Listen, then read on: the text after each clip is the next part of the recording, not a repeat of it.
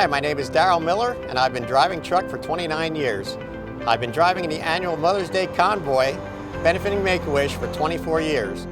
Together, myself and hundreds of other truckers have raised more than $5 million for Make-A-Wish, granting wishes for children with life-threatening medical conditions. This Mother's Day, May 8th, 2016, we're going big. We're looking for 500 trucks to set the Guinness World Record for the longest truck convoy, which sets at 416 trucks and is currently held by the Netherlands.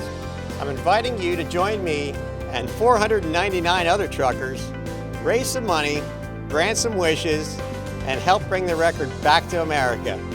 Now go online and register today.